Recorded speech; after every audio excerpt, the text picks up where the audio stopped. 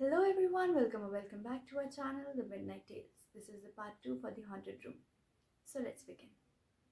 जैसे कि मैंने आपको एक पिछली वीडियो में बताया था कि जो चीज़ें साक्षी के साथ हो रही थी उन्होंने एक ज़्यादा डरावना रूप ले लिया था। तो जब मेरी बुआ ने ये सारी चीज़ें उससे सुनी थी तो सबसे पहली रिकमेंडेशन बुआ ने ये दी थी कि साक्षी ऐसा करो तुम मेरे साथ शिफ्ट हो जाओ, क्योंकि वो भी एक 2 BHK में रहती थी तो वो भी चाहती थी उनके साथ एक रूममेट आ जाए।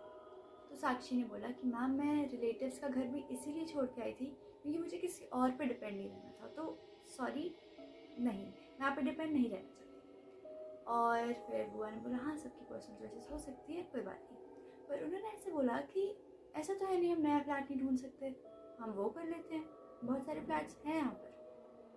फिर साक्षी ने बोला मैम मैं एक बहुत ना फाइनेंशियली स्ट्रॉन्ग फैमिली से नहीं आती, अगर कोई फ्लैट मुझे मेरे बजट में मिला तो वाई नॉट, बिल्कुल कल से हम फ्लैट ढूंढना कर सकते हैं शुरू। तो फॉर द टाइम बीइंग साक्षी एक होटल में रहने लगी थी, तो उसके साथ उस टाइम तक कुछ नहीं हुआ और फिर वो उसकी नींद वगैरह भी पूरी हो गई थी। पर फिर उन्होंने 5-6 दिन तक फ्लैट ढूंढा लेकिन उन्हें मिला नहीं, क्योंकि वहाँ पर जो भी फ्लैट्स मिल रहे थे वो या फिर तो बहुत ज़्यादा बजट के ऊपर जा रहे थे या फिर इंस्टीट्यूशन से बहुत दूर थे। तो फ़ायदा कोई था नहीं अगर इंस्टीट्यूशन से बहुत दूर है फ्लैट, क्योंकि इन दी एंड तो आपको ज़्यादा ट्रैवल ही करना पड़ेगा। इससे अच्छा तो हमीरपुर से सोलन भी आ सकते थे फिर।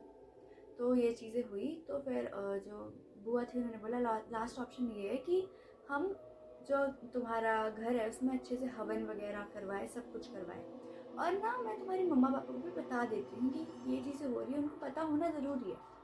पर फिर साक्षी ने बोला मैम मैं चाहती नहीं हूँ कि मेरे मम्मा पापा इतना प्रेशर ले, क्योंकि उन पर ऑलरेडी बहुत चीज़ों का प्रेशर है और इस चीज़ से वो और घबरा जाएंगे। और मैंने पहले बताया है, उन्होंने माना नहीं तो मैं ज़्यादा फोर्स नहीं करना चाहती इन चीज़ों को बिलीव करने के लिए, तो रहने देते हैं।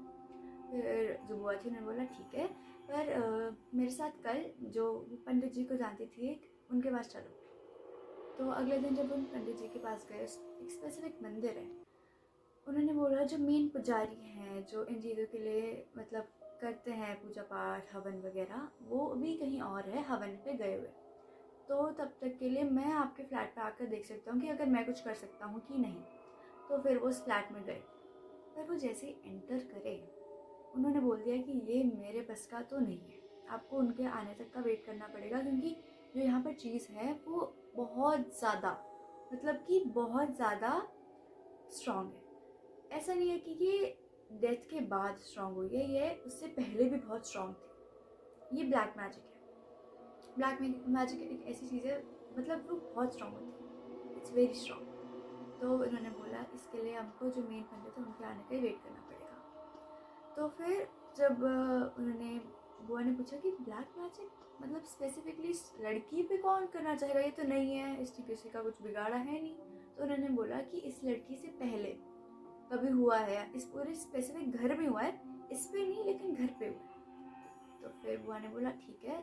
तो उन्होंने पंडित जी ने बोला आप 3 दिन तक वेट कर लो, तब तक आप कहीं और रह लेना। फिर वो आके हवन वगैरह और सब कुछ कर ली। और फिर बुआ ने बोला कि एक बार हम मकान मालिक से जाके पूछते हैं कि ये चीज़ है क्या, ऑफ कोर्स उन्हें पता होगा, उनका ही घर है।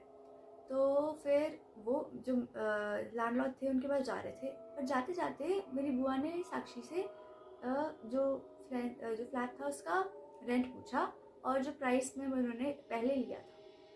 तो जब साक्षी ने बताया तो बुआ बोलती कि साक्षी तुम्हें खुद पता चल जाता कि इतने से प्राइस पे कोई रेंट पे नहीं देगा फ्लैट, क्योंकि जो चीज़ें ऐसे आती है ना रेंट के लिए, फ्लैट्स आते हैं स्टूडेंट्स के लिए, वो इतनी ज़्यादा सस्ते में नहीं मिल जाते। और वो थोड़ा था भी वो वाला टाइम जहाँ पे सब बच्चे मतलब 12th 10th ख़त्म करके इंस्टीट्यूशन ज्वाइन कर रहे थे, तो ज़्यादा डिमांड थी, इसलिए वो हाई प्राइस पे मिलने चाहिए, पर इतने सस्ते में पता चल जाता है। पर साक्षी ने ज़्यादा ध्यान नहीं दिया इस बात पे, क्योंकि वो लैंडलॉर्ड भी अच्छे लग रहे थे, घर भी ठीक ही था। तो साक्षी ने बोला सॉरी मैम। जब वो लैंडलॉर्ड के पास पहुँचे उन्होंने ऑफ कोर्स पहले तो मना करा कि क्यों ही बताएगा कोई इंसान अपना बिजनेस ख़राब करने के लिए।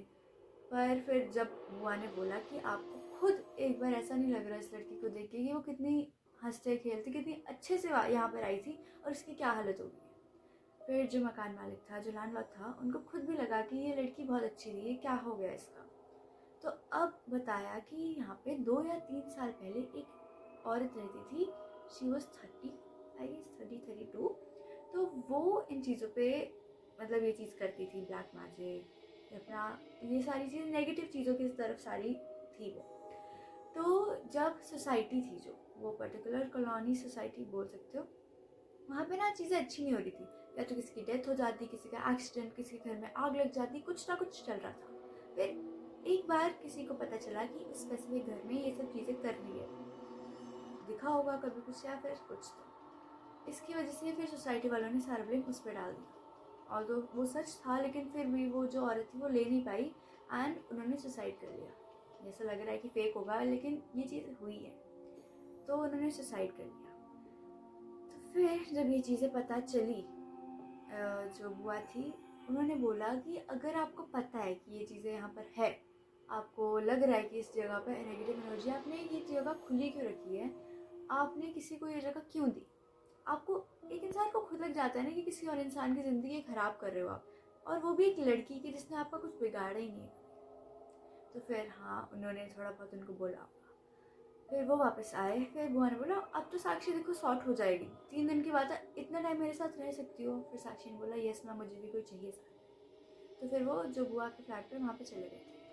तो वो दिन उन्होंने अच्छे से काट लिया, नॉर्मल रेस्ट वगैरह, एंड साक्षी भी थोड़ी रिलीफ में थी, क्योंकि अब कोई उसकी बात पे बिलीव कर रहा है कि कोई इसकी सोल्यूशन ढूंढने में बहुत हेल्प कर रहा है। तो फिर रात में 10-11 के अराउंड वो सो गए, और 2 BHK था तो ऑफकोर्स अलग रूम में वो सोए हुए थे, और साक्षी को थोड़ी घुटन भी हो रही थी, तो उसको थोड़ा खुला वाला रूम दिया था। फिर सुबह जब वो उठे, बुआ 5:36 के अराउंड उठे थे, तो उन्होंने ना एक बार चेक करने के लिए साक्षी पे दरवाज़ा खोला। उन्होंने देखा साक्षी थी, तो उनको लगा वॉशरूम गई होगी, उन्होंने आवाज़ लगाई पर साक्षी थी नहीं। तो उनको लगा कि हाँ, रात में साक्षी बोल रही थी कि उसको थोड़ी घुटन हो रही है, क्या पता बाहर हवा लेने गई।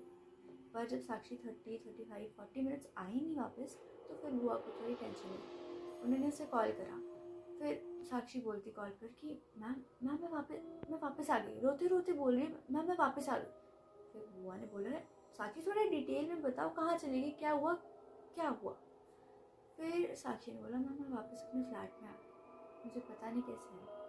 फिर साक्षी उन्होंने बोला कि साक्षी तुम वहाँ गई कैसे, तुम क्यों गई, तुम कब गई, तुम कैसे गई, तुम्हारे जो मतलब स्लीपर्स शूज़ वो बाहर पड़े हैं, तुम कैसे गई। बोलती मैम मुझे कुछ नहीं पता, अब जल्दी आओ। फिर मेरी बुआ ने बोला तब पहले तुम उस बिल्डिंग से बाहर निकलो, मैं आ रही। वो बुआ जो मेरी बुआ थी उन्होंने फटाफट से स्कूटी निकाली, मैं वहाँ गई, और फिर साक्षी को उन्होंने पहले कंसोल करा और वो घर गई। अब उन्होंने पंडित को जी को कॉल करा कि ये सब चीज़ें क्या हो रही हैं।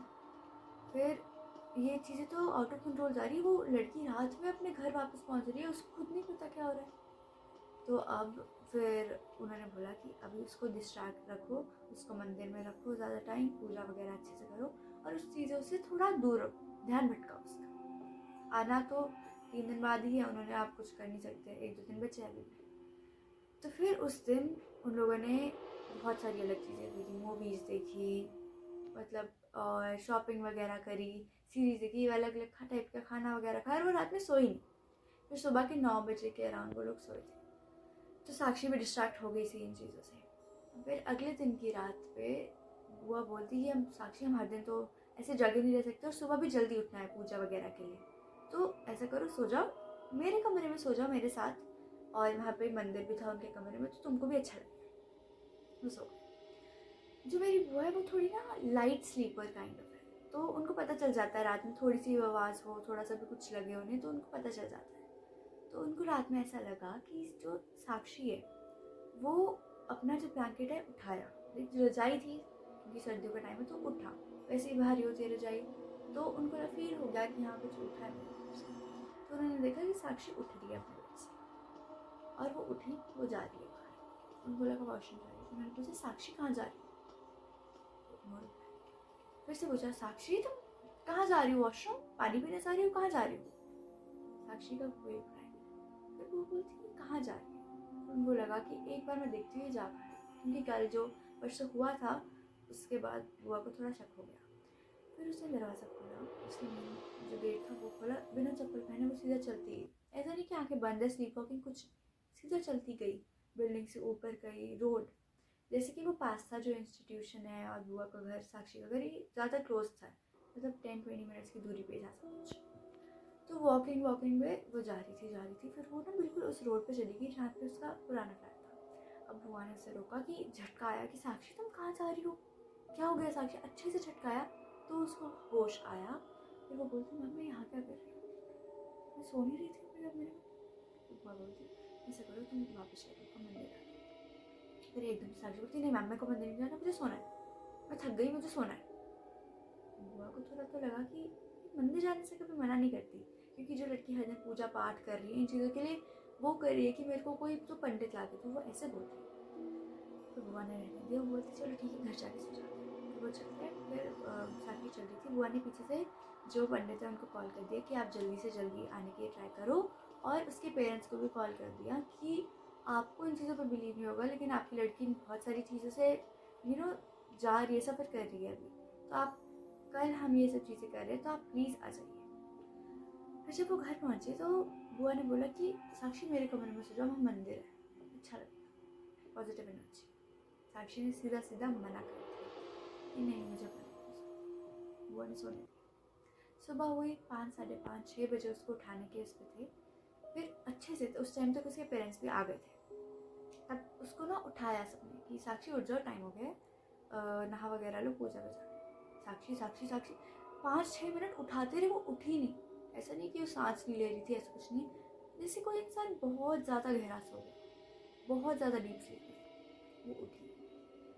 अब पंडित जी भी जब तक आ गए थे, उन्होंने कॉल करा, उन्होंने बोला कि ऐसा करो आप उसी फ्लैट में आ जाओ जहाँ पर वो चीज़ें हो रही है, और आप आ जाओ, जो छोटे वाले पंडित है वो उसके साथ रहेंगे साक्षी को कंट्रोल करने के लिए, उनकी पता चल रहा था साफ साफ कि साक्षी को पोजेस कर लिया गया है। तो वो वहाँ पे थे और उसके जो मम्मा थे वो उनके साथ रहेंगे, और आप और उसके पापा यहाँ आ जाओ। वो गए वहाँ गए, जो पंडित जी है उन्होंने घर के अंदर जाके सब कुछ देखा, तो उन्होंने बोला कि ये चीज़ बहुत स्ट्रांग है, ये नॉर्मल हवन पूजा इन चीज़ों से नहीं जाएगी, क्योंकि इस चीज़ ने डेथ से पहले भी अपनी जो पूरी जीवन था, अपना जो पूरा शरीर सब कुछ अब शैतान को समर्पित कर दिया, कि शैतान के लिए उसकी पूरा जीवन है। और ऐसा नहीं है कि वो खुद की वजह से, ऐसे ओल्ड एज की वजह से ऐसे मरी है, नहीं, वो दूसरे लोगों की वजह से ही मरी है इन दी एंड। तो ऑफ कोर्स वो इविल स्पिरिट बन के यहाँ पे घूम रही है, उसको शांति नहीं मिली, तो वो बहुत ज़्यादा स्ट्रॉन्ग चीज़ है। तो उन्होंने बोला यहाँ पे ये चीज़ें ऐसे हवन से नहीं होगी, इसमें किसी की बलि चाहिए। तो वो एकदम से परेशान होगी कि अरे हम अपने भले के लिए किसी और की बलि कैसे दे सकते हैं, किसी और जीव जंतु इंसान कैसे। फिर वो बोलते इंसान का होना ज़रूरी नहीं है, मुझे एक जीव या जंतु चाहिए। स्पेसिफिकली उन्होंने बोला मुझे काली बिल्ली चाहिए। बुआ बोलती कि तुम ऐसे नहीं कर सकते किसी और इंसान की बलि, या किसी भी और ऐसे जीव जंतु की बलि हम अपने भले के लिए क्यों दे। फिर वो बोलते या तो तुम साक्षी को बचाओ या तुम किसी ऐसे जीव जंतु को बचाओ। फिर बुआ बोलती चलो ठीक है मान लिया, लेकिन काली बिल्ली कहाँ से लाए, क्योंकि अगर आप किसी अडॉप्शन सेंटर पर भी जाओ बिल्ली वगैरह डॉग्स एंड ऑल पेट्स के लिए, काली बिल्ली उतनी कॉमन नहीं मिलती, अब कहाँ से ढूंढ के लाए काली बिल्ली। जो पंडित जी थे उन्होंने बोला कि मुझे शाम के 5 बजे तक काली बिल्ली चाहिए, अब जो तुम कर सकते हो करो, मुझे काली बिल्ली चाहिए, नहीं तो ये चीज़ें नहीं। तो फिर सीधा सीधा बोल दिया है। अब वो उन्होंने कहाँ ढूंढ के रात शाम के 5, 5:30 तक वो बिल्ली को ले आए। तब तक उन्होंने पहले का हवन वगैरह निपटा लिया। और वहाँ पर साक्षी भी बहुत अनकंट्रोलेबल हो गई थी, उसे रस्सी से बांधना पड़ रहा था, वो चीखने चिल्लाने लग गई थी, चीज़ें ऐसे फेंकने लग गई थी, उसे लॉक कर रहे थे रूम में, उस पर गंगा जल सब कुछ छिड़क रहे थे, तब जाके वो थोड़ी ठीक हुई थी। फिर वहाँ पर उस बिल्ली पे कुछ पूजा करके वो अंदर उसको छोड़ दिया था, और फिर वो जो था उसको सील कर दिया था किसी स्पेशल चीज़ से। अब जो पंडित जी थे उन्होंने बोला कि जो लैंडलॉर्ड थे कि यहाँ पर इस फ्लोर पर, घर के अराउंड में, इस पूरे फ्लोर पे किसी को मत आने देना, तुमने वैसे एक लड़की की ज़िंदगी खराब करी है, अब किसी और की मत हो, किसी को मत आने देना 15 दिन तक तो बिल्कुल भी। फिर 15 दिन पास होते गए, साक्षी के लिए उन लोगों ने एक नया फ्लैट ढूंढ लिया, चाहे वो एक्सपेंसिव था लेकिन उन लोगों ने ढूंढ लिया नया फ्लैट, और तब साक्षी भी ठीक थी। एक दिन बाद साक्षी उठी तो उससे पूछा कि तुम्हें कुछ याद है, कहाँ से तुम क्यों गई, तुम क्या हुआ। साक्षी बोलती मुझे इतना याद है, 3rd डे पे मैं और जो मैम है वो साथ में सोती हूँ, बस उसके बाद मुझे एक भी चीज़ याद नहीं। अब ये बहुत ज़्यादा डरावनी सी चीज़ है कि आपको कुछ याद ही नहीं आपके साथ हुआ क्या इतने टाइम। तो फिर वो थोड़ा इतने टाइम में नॉर्मल हो गई थी चीज़ें। फिर 15 दिन बाद जब खोला तो वहाँ ना बहुत ज़्यादा गंदी स्मेल थी। ऑफकोर्स जहाँ पे ये चीज़ होती है वहाँ गंदी स्मेल तो होती है, और ठंडा भी बहुत था। ये चीज़ें होती है जहाँ पे नेगेटिव एनर्जीज है। पर ऑफकोर्स एक और चीज़ की वजह से भी अजीब स्मेल थी, बिकॉज जो बिल्ली थी उसका जो सर था वो कटा हुआ था, वो इस साइड थी, उधर अलग था। जिस टाइम पे बिल्ली के लिए बड़ा बुरा लग रहा था। पर कोई बात नहीं, जो हो गया सो हो गया। अब ये हुआ, ये सब हुआ, बिल्ली को अलग दफन कर दिया गया, ऑल ऑफ दैट। तो ये सब चीज़ें ख़त्म हुई। अब ऑफकोर्स इसके बाद तो कोई जाता नहीं है उस फ्लैट में। अब तो वैसे फ्लैट वो रहा भी नहीं है, अब तो वो डिमोलिश हो चुका है, पूरी बिल्डिंग ही जा चुकी है फोल्डिंग की वजह से। तो उसके बाद तो साक्षी नॉर्मल रहने लग गई थी सब कुछ, और फिर से चुलूस वगैरह बन गए थे। तो ये थी जो स्टोरी थी साक्षी की और जो मेरी बुआ की थी। तो उससे हमें ये मिलता है कि अगर आप कुछ भी, आप कोई भी फ्लैट ले रहे हो, प्लीज़ उसे अच्छे से एग्जामिन कर लो, उसमें अच्छे से चेक कर लो, कुछ चीज़ें बुरी हैं, कुछ चीज़ें अच्छी है, कुछ भी है, एक बार हवन करवा लो। बस एक बार अच्छे से पूजा करो। और सस्ते में कोई फ्लैट मिल रहा है तो आई प्रेफर कि ऐसी चीज़ें जो सस्ते में बिल्कुल मिल रही है मत ही उसको जो है ख़रीदो, या रेंट पे वहाँ पे रहने भी जाओ। क्यों ही रिस्क लेना विदाउट एनी रीज़न। तो ऐसी चीज़ें मिल भी रही है, अगर आपको सस्ते में कोई मजबूरी है तो अच्छे से हवन करवा लो। आप लोगों को लगता होगा कि इन चीज़ों से कुछ नहीं होता, वहम है, मिथ है, और नहीं, एटलीस्ट अपनी सेफ्टी के लिए ये चीज़ें करवा लेनी चाहिए। तो ये थी द हॉन्टेड रूम की story. Hope you liked it. Bye bye.